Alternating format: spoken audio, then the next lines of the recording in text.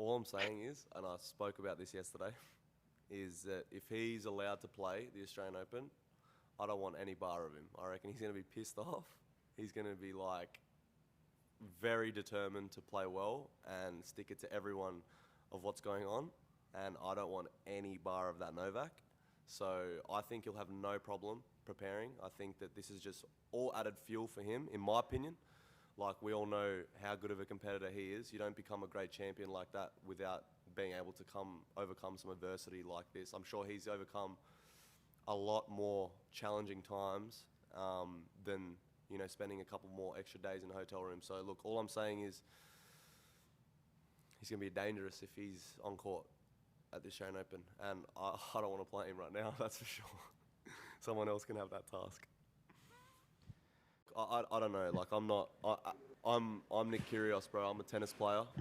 It's not my job to comment on all this. I think the media, I'll put it this way, I think the media's done a poor job with it. You know, like, it's like if someone has an opinion, you're either for or against it. Like, do you know what I mean? It's just like, I don't think that, you know, obviously it's a bit of a mess with what's going on, and I just don't think we've gone about it the right way. That's just my opinion. I don't want to speak too much on it because it seems to be what everyone's speaking about, like media speaking about. It's just too much at this point.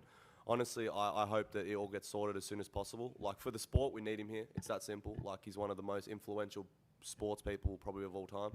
For the sport, I think, as I said, if he's ready to play and he's allowed to play, I think it's, in a way, good for our sport with all this attention, because probably the Australian Open won't have as many views as it's ever probably had, you know, if he's able to play. But I just want it to end, and I want, like, I don't know, I'm feeling for him now. Like, it's not really humane, is it, what's going on? I don't think, like, it's just, if this was a normal person, they wouldn't have to deal with all this sort of media side bullshit. Like, it's hard, his life's probably hard enough as it is. And I know what that's like, so I just hope it all gets sorted soon.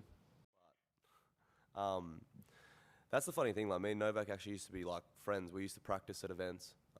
And again, the media has kind of divided us as well. Like, they've just blown it out of proportion with some things, like, and now it's almost made it 30 times worse, where it really wasn't that bad. Like, I remember Novak was actually one of the only players when I was young that came towards me and said, if you ever need anything, like, feel free to reach out and I'll be open to help.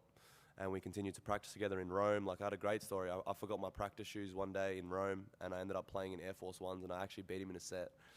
But, like, you know, like, I feel like he's helped us as well. Like, during the bushfires, he was, you know, supportive. He was helping us out. Like, we're so quick to forget, I feel like, well, the media is so quick to forget, so quick to jump on things like this and forget that he's actually helped us. Like, he's reached out. He didn't have to do that. Most athletes wouldn't do that. Like, they're selfish, most athletes are.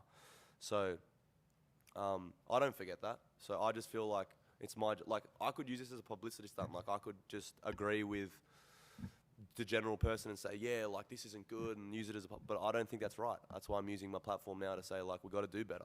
We have to do better.